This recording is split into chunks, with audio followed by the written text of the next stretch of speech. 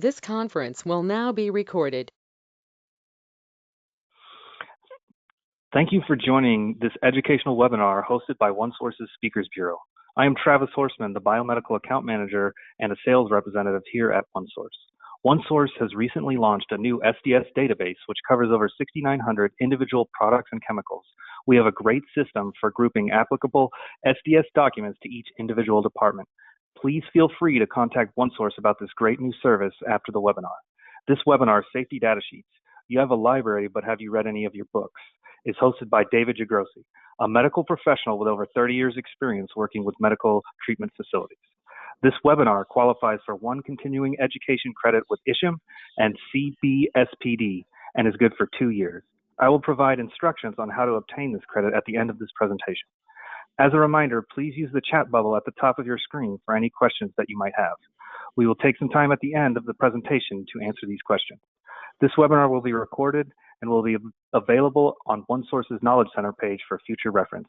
I'm now going to turn it over to David Jagrosse to start the webinar.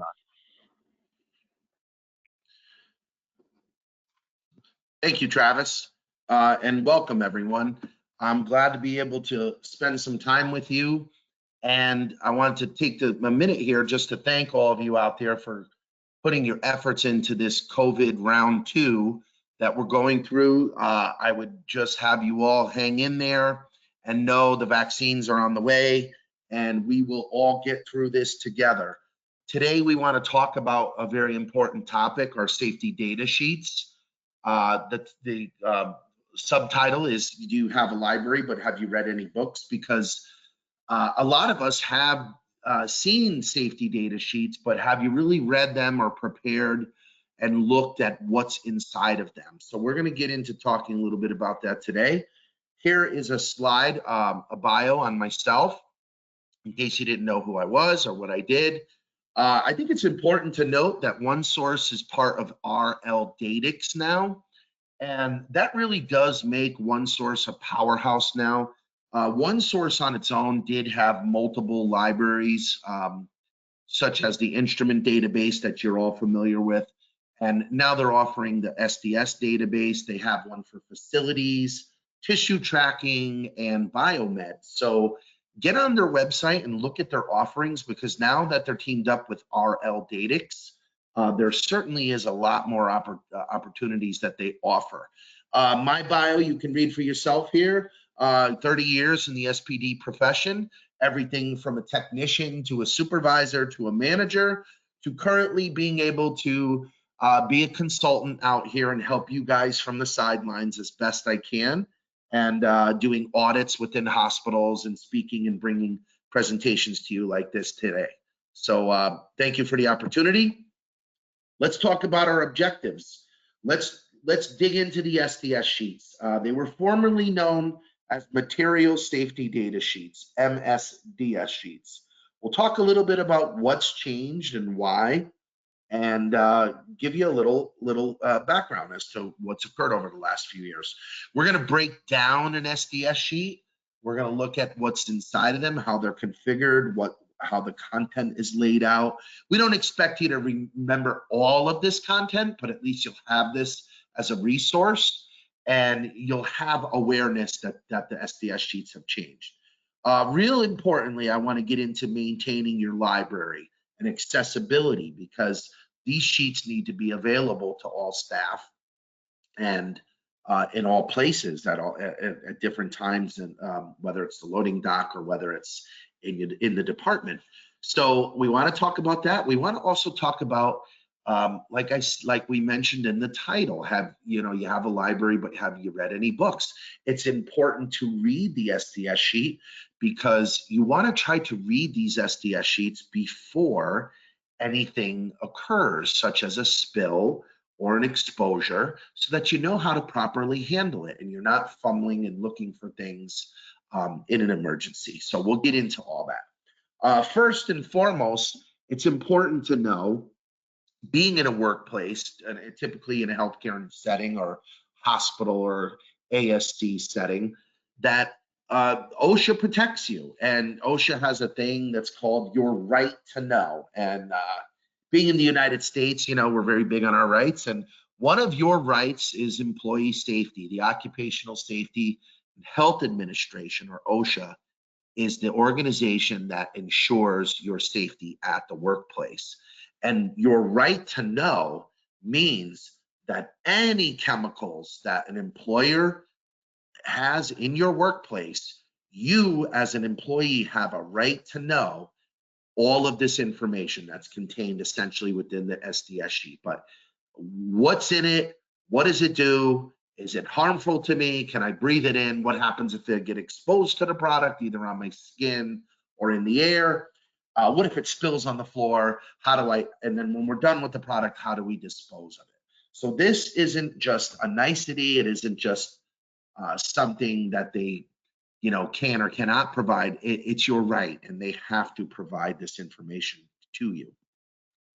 So let's talk about what the employer's responsibilities are under the law and under the OSHA guidelines, which sets up the hazard workplace hazardous communication system.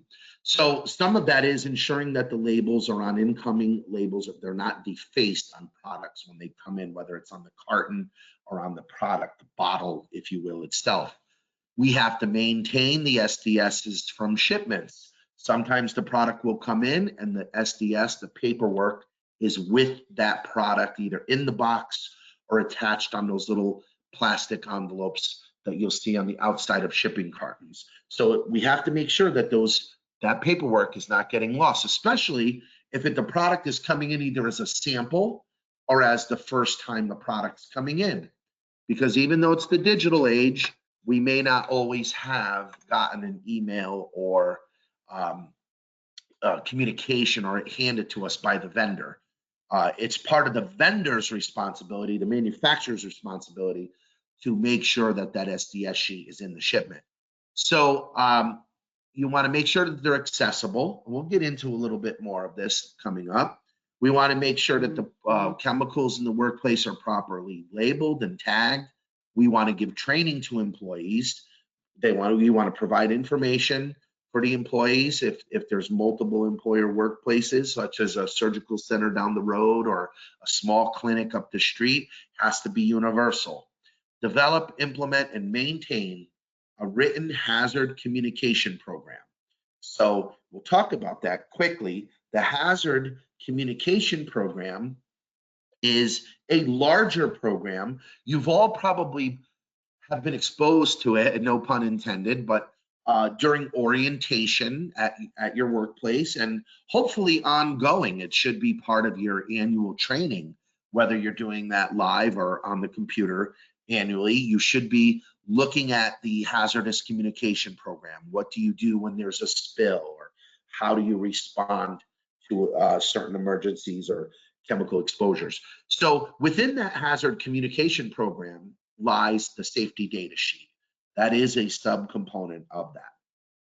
And again, they have to be available. There are certain requirements that go with all of this.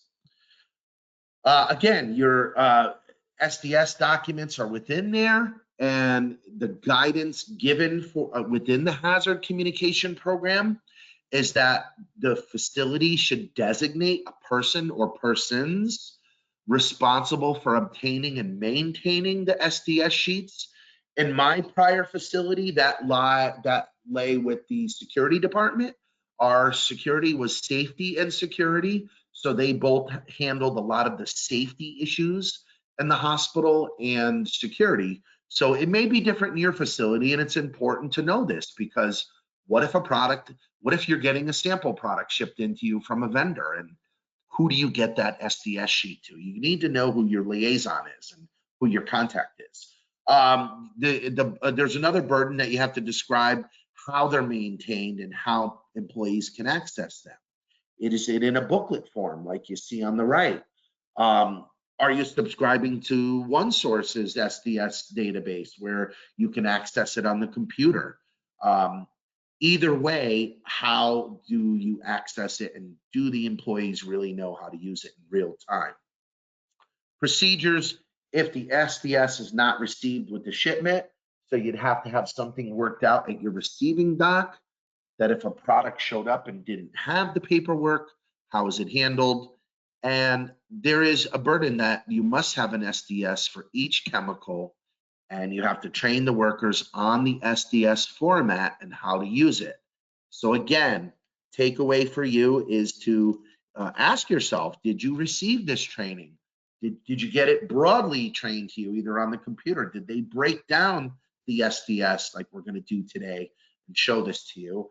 And if you are participating on this and didn't get that training, then you probably want your safety officer, make them aware that you took this training today, because this would be a great thing to keep in your file, not only for the CE for your certification, but for your hospital's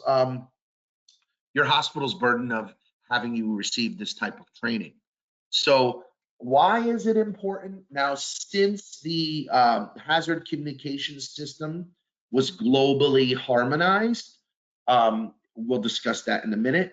There were some numbers from the Bureau of Labor Statistics that show since implementation that it's actually saved about 43 lives and prevented about 585 injuries a year. And you can see the dollar savings down on the bottom. You have to understand that before these sheets were harmonized, that anything went. So whatever you wanted to put on your data sheet, material safety data sheet, that's what you put it. You wanted to put what to do in a spill on page 2, and somebody else put it on page 10, so be it. It was all over the place. So this is one of the rare instances where the world came together and said, chemicals and products, it's a global marketplace now. We have a global market economy, and products are made for, just say, for instance, in Germany, and they're shipped to the United States. How do we transcend the language barriers and the different paperworks that may come out of different factories, companies, and countries? So it was agreed upon as part of this globally harmonized system that the language would be English. So we're lucky here in the United States that it's English, and the world agreed upon that. And you'll see the things that we're going to show you here in these slides were globally accepted by all of the countries. So the same paperwork that you're reading on or that we'll show you in some later slides, that's the same universal paperwork that would be seen in China, Japan, name a country. It's standardized. So within that, you'll see some of the changes are label requirements. And when we talk about label requirements, you'll see there's a physical label that's in the SDS sheet. And then there's also the physical label that goes on the product itself, like the bottle or the carton, or if it's a powder. So we'll cover both of those, and we'll cover really in detail, show you some slides of what they look like. Standardized the hazard statements, because these were not always universal. So an example, a highly flammable liquid and vapor, or causes skin irritation.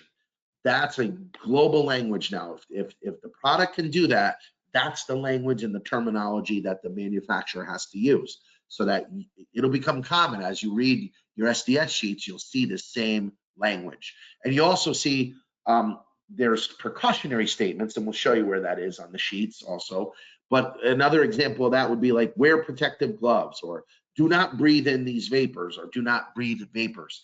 It's universal. And we'll also show you the pictograms, because even if someone was struggling with English, let's say, for instance, the pictograms can, if they're familiar with the pictograms, they'll be able to know what it means universally.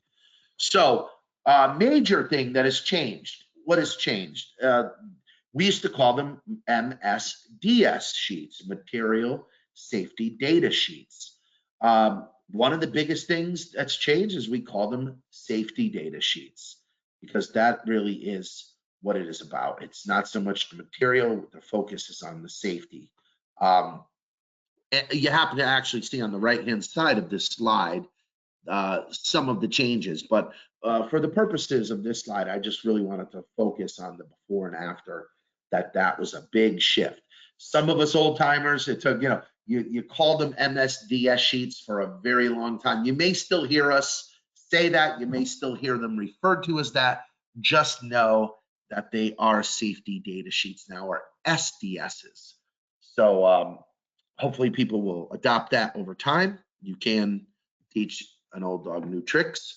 So let's hopefully adopt that new language. So let's look at this label for Ecolab's Oasis 560 product. Now this is a label that is actually on the product, and this is from this is part of the new standard. And part of that, you can see there's a pictogram, and we'll show you what those are later. But the pictogram is a quick, like, heads up, universal picture that is telling you something that's a precautionary statement. You'll see the format laid out the same way on all the labels. You'll see a signal word, you'll see precautionary statements. And like I said, this, regardless of the product, the formatting will always be the same. You'll see this as well. You'll see the code and product name in the upper left-hand corner, and then the product identifier, so that you know whenever you look at a product, you can go right to that section to say, you know, the code is important because if you're looking it up or you need to reorder it, you want to use the code, and the product name is the product name that you should actually use. Particularly, we have a lot of nicknames. You know, use the blue soap, use the blue. You should try to call products by their actual product name for this purpose, so that if there's an emergency or a need to identify that product, we're calling it by the right name. Now, one day maybe we can do that with surgical instruments, but we don't want to stretch our dreams too far. Now, on this globally harmonized system, again, you can see the before and after of the same product. And clearly on the right, you can see the new formatting, a little bit clearer. The formatting is more universal on the left, on the right side image, but on the left of that image, you can see the things that are circled. And then you can also see those new pictograms. So very clear, nice side-by-side visualization of what has changed, the old versus the new. Over here, we can explain the pictograms. I mean, it's self-explanatory. You can read them, but again, these will not change. This is a pretty universal, these will not change. Flame will be the flame no matter what country you're in. These symbols have been agreed upon. Now, if you wanted this, not a bad idea to hang this somewhere or have it in your SDS book as a reference. You can go on Google and just look at hazard communication or SDS pictograms, and you could probably download a sheet like this and put it in the first page of the book so that you have it as a reference. But you'll get used to these as you start reading more and more of them. Hopefully you'll never see exploding bomb, but you'll see corrosion and flame and other things like that. Gas cylinder is very common in the hospital setting. So get used to these symbols and you'll see them popping up on the sheets just like you do here. Earlier we talked about that product name and product code. This is nice. This is a nice slide because it blew that up a little bit as far as size of the image. And then on the right side, you'll always see those pictograms. So this is very typical of what you'll see on a product label. And also down on the bottom, it's important to note directions for use. You'll see your lot numbers there, and you'll see an expiration date if it does have an expiration date. So very important things that are typically needed to be known. If the product wasn't working properly or something was wrong with it, we're going to want to know that lot number. And we definitely want to know if the product expires. So you should see that in the same universal location, regardless of the product on the labeling format. New labels, again, you'll see statements, hazard statements underneath those pictograms. So this one's telling you it's a highly flammable liquid, and it may cause liver and kidney damage. It doesn't say what this is. I don't know if this is like a whiskey or an alcoholic product, but you can see here that, again, the formatting will always be the same. If you wanted to go at a glance and say, hey, is this product harmful for me in any way, you go right to this page and you can look on the right-hand side and it'll give you the pictogram and then the quick bullet of what the hazard statement is. Again, you'll see on the left bottom side the precautionary statements. So in this case, it's telling you, hey, keep the container tightly closed, store it in a cool, well-ventilated place, use non-sparking tools. That would make sense because the pictogram is telling us it's highly flammable. Don't breathe the vapor. So again, it's just breaking that all out for you. It should jump right out at you and the formatting will stay the same. Again, that's what it looks like on the pictograms. On the actual SDS sheet, we were talking about labeling the bottle, but when you start looking at the SDS sheet, and we'll show you some of those coming up, again, it's going to be the same thing. It's going to be universal. Nothing changes, same pictograms. So under the globally harmonized system, it breaks the safety data sheet down into 16 sections. And you can see them all here. It might be a little smaller on your screen, but we'll actually dig in and we'll show you an actual SDS sheet and we'll show you the formatting. And the formatting will never change. That's the beauty of this. No matter what you do, no matter what product it is, you will learn, if you look on the left-hand side, that section 4 has the first aid measures. So as you get used to this, and you should get yourself familiarized with how to find something. It's like disaster planning or drill planning or like a fire drill. You know, you don't want to look at an SDS sheet the first time when you're under duress or when something happens, because you get wide vision and you're in a fight or flight mode. It's really hard to read something for the first time when you're in an emergency situation. So training is everything. And familiarizing yourself is great. That's why we're doing this today. So again, you're going to know section 4 has got that first aid. We'll talk about spill. Section 6 is your accidental release measures. We'll go through all this. And let's look at, again, the Oasis 560 product, where we'll give Ecolab some plugs today. Because we're looking at their product, but it's a degreaser product. It's fairly common in hospitals.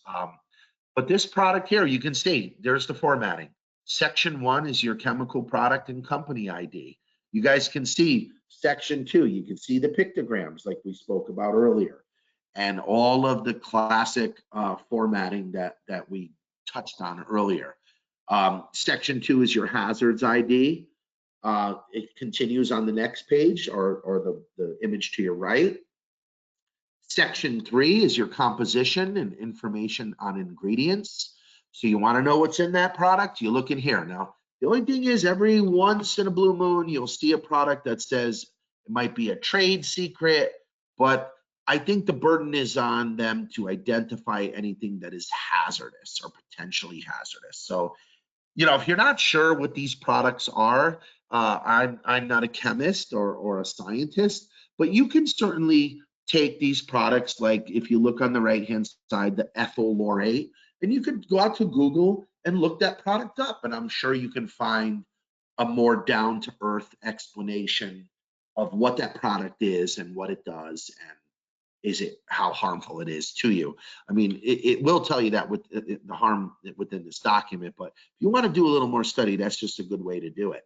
Now, another important thing to note is in section 3 is you see 2 sections there on the right: product as sold and then product at use dilation.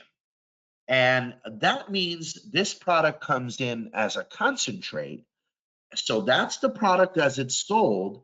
And obviously that's going to be a higher concentration and potentially a higher risk to you because it's highly concentrated versus when you dilute it, whatever it is. I'm not that familiar with this product to be able to tell you the dilution rate. But if you're mixing this product with water at a 10-to-1 ratio, it's going to be a little more watered down at its in-use dilation. So that's why they're listing that.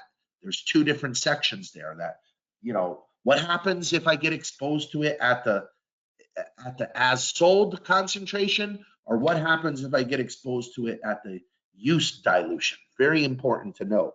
So You'll also see section 4 is our first aid measures. So in this instance, it says in case of inhalation,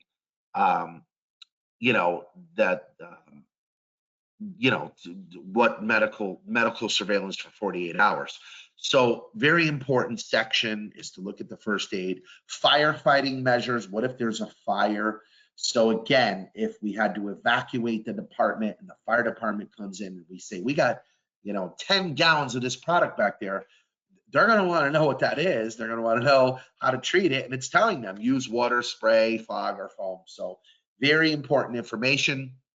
Section 6, another very important section. I have a separate slide on that. We'll talk about that coming up. Handling and storage, where does it go? Dark, cool area, can it be, what's the temperature of the room? It's going to give you all that information in this section. Again, look at section 6 and 7 here on this sheet. And on the left, you'll see product as sold and then product at use dilution. Sometimes that information may be the same. Sometimes it might be vastly different. Again, because you may have a concentrated product that's then watered down or diluted at the hospital. So important to note. Okay, it's important to note that the first aid measures, you want to know that that's where that is. If you or someone gets exposed, what do you do? I know in the hospital we have some procedures. We have codes we can call, and then the team will come down, but the team will need to know what the product was, and they're going to probably need this SDS sheet because the first aid measures are going to be outlined within the SDS sheet. So again, important reason why to have it. Section 6, we covered it. Accidental release measures. What happens when it spills on the floor? It leaks or it releases into the environment. This is an instance where, like I said earlier, you want to know how to handle this before it spills on the floor. If you have a 5-gallon pail and it tips over, you want to know how to pick that up as soon as possible and where the containment material is beforehand. You gotta want to know some knowledge about it because you don't want to have to go to the computer, download an SDS sheet, and be reading it while that product is spilling throughout the floor. So very important section, very important thing, a message that I want to drive home to all of you. As your cleanup procedures, and we'll talk a little bit more about this here in this slide. So do you have the spill response materials, if they're required, available? Some products have requirements for when a product is spilled. SDS sheets can be very specific and ask for a specific absorption or cleanup product. So with that being said, I'm showing you a slide of a glutaraldehyde product.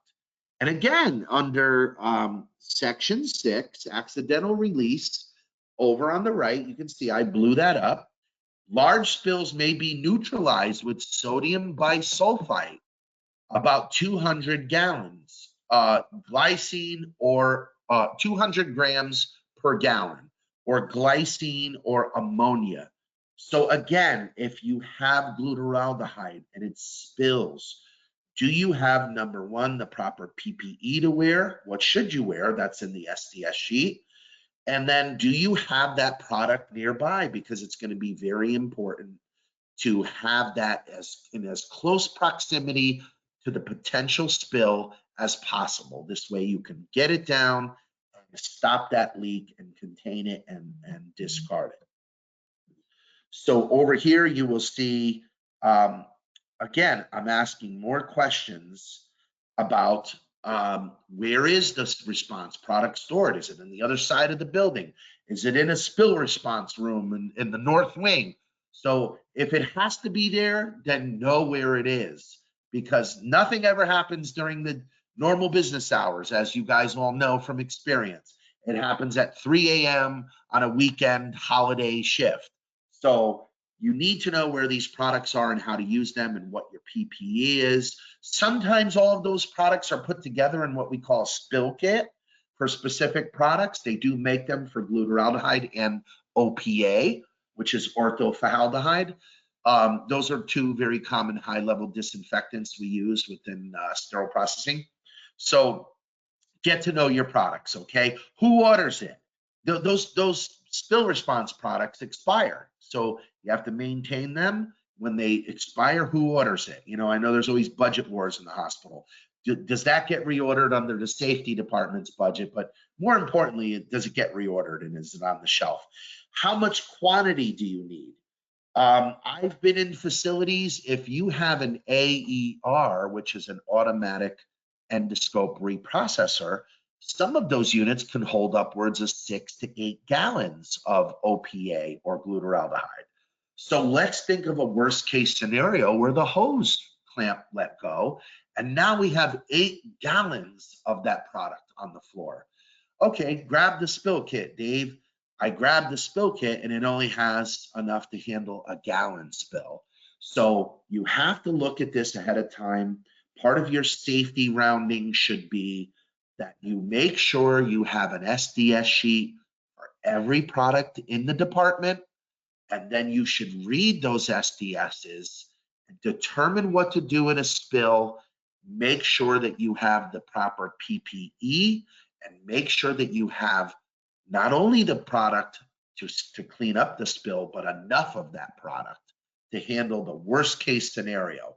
If you have 6 gallons on a shelf, what if the shelf tipped over? Or what if the shelf clamp let go and somehow those 6 gallons hit the floor?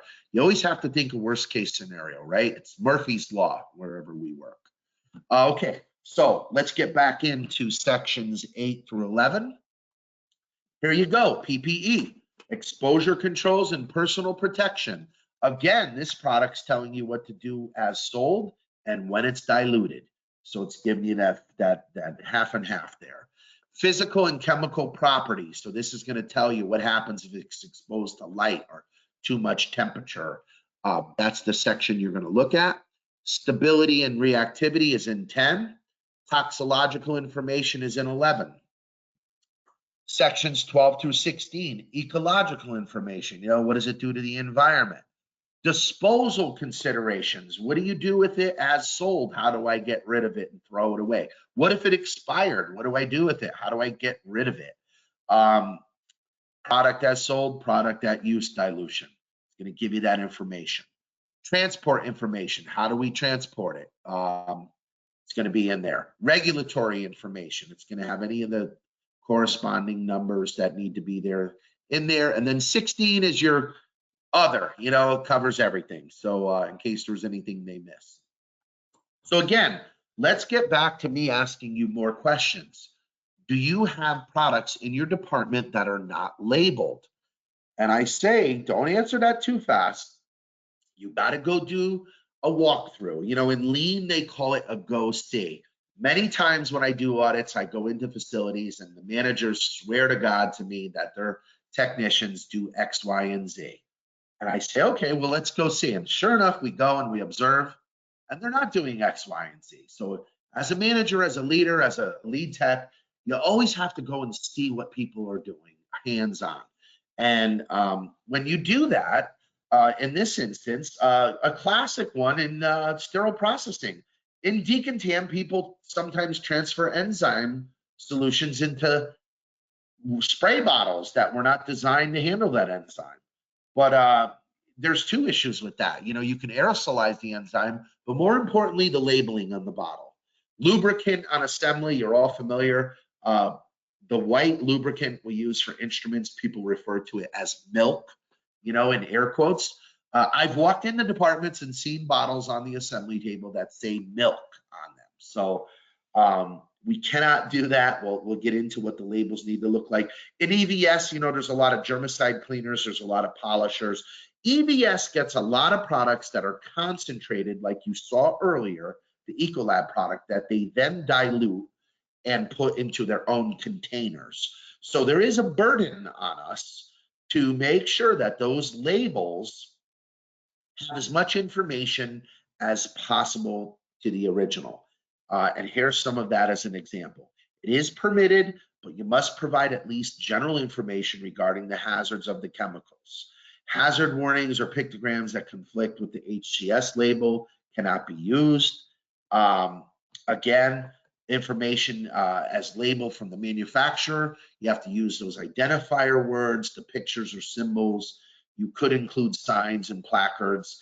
I mean, the most important thing I would say is make sure that your information can link you back to the SDS sheet. Make sure that bottle contains at least the code and the actual description of the product so that we can go to the SDS system, whether it's in book format or it's on the OneSOURCE or the database, the digital library, and look that product up. Again, because in the original labeling, again, all this information is in there: name, address, telephone number. Again, it's great. You need to call the company. The telephone number is going to be on that section 1 of the data sheet. But of course, we're not going to expect you to condense all this onto the bottle label, but we want to make sure that you're able to get back out to the SDS sheet. Again, signal words, hazard statements, precautionary statements. You guys should be getting familiar now that this formatting will not change. A little more questions. What does your library look like today? So where is your SDS sheets? Another homework assignment for you. Is it in paper format? Has anyone done an audit? Do staff bring in their own hand lotion, for example? And there's a big bottle of Kerry lotion on the assembly table. I've seen auditors come in and ask for SDS sheets because that product is out on the assembly area. So you have to be careful with staff bringing products in from home. There's reasons why we have the products that we have in the hospital. Hand lotion being one of them. We have to make sure that it's compatible with the alcohol-based hand sanitizers that we're using. And we have to make sure we have an SDS sheet on the product and that it's appropriate for the job that we're doing. Do you know where this library is? Where's the book? Is it in the manager's office and he goes home at 4:30, 5:30 at night, and then you can't get access to it until the next day or after the weekend? That's not a good plan. So you want to make sure that that's all possible. Who's your contact? So again, who's your liaison? Who's that person that's responsible for maintaining it? And I got a new product in, who do I get that SDS sheet to? Can staff access or produce a document? Pretend you're an auditor. Go up to a staff member, a coworker, and say, hey, do you know how to look up the SDS for that? It's a teachable moment. You can say, you know, you're not putting them on the spot. Say, hey, I could show you how. Let me show you how in case the auditors come in, or you better yet, in case there's an emergency, I can show you what to do. Over here, you can also, you want to make sure that your library matches that of your IFU. We speak about this a lot, the IFUs, and I want you to make sure that you have the same library setup that you do for your IFUs. So I grabbed this over from my IFU presentation. When you have an IFU library, we always say to people, the documents have to be up to date and readily available. The documents must cover all of your instruments. So again, same thing for SDS, all of your chemicals. Chemicals could be anything. It could be, you know, like I mentioned, a hand lotion. They got to be easy to use and communicate to others within the hospital. So is it an online system? Are you book-based, or are you subscribing to a service like OneSOURCE? They got to be in credible condition to read, let alone the auditors. But like, you don't want to go to the book and it's all crinkled up because someone got it wet, or anything that goes to decontam, you know, in our decontam rooms in SPD really shouldn't come out of there. So you want to make sure that your library is in credible condition. Okay, with that, we're running a little tight on time. Let's talk about the references here.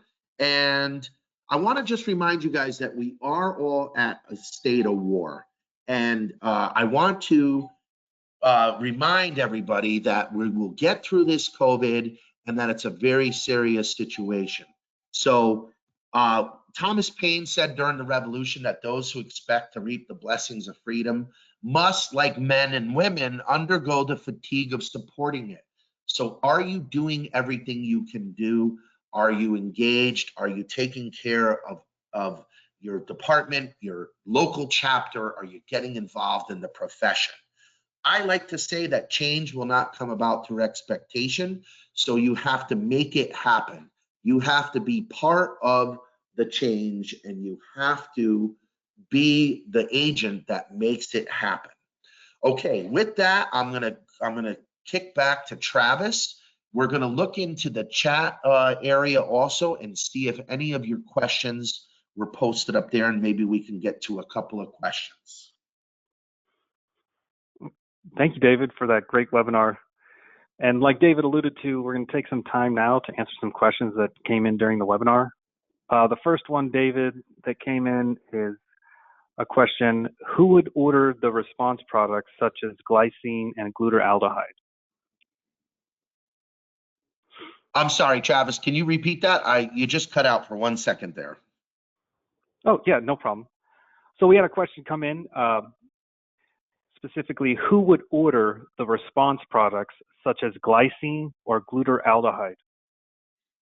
Yeah, you know, the glycine is a typical product that you would use to neutralize a glutaraldehyde spill. Again, we mentioned that it's going to vary by facility. I would say that is a great question to ask your safety officer or to ask your supervisor. Hopefully you have the product.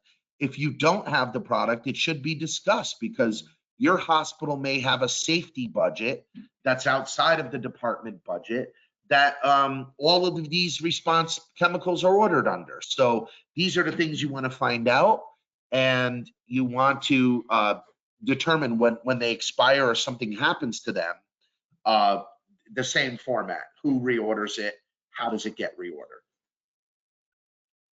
All right, great, thank you. We have another question that just came in. Where is the best location for SDS sheets?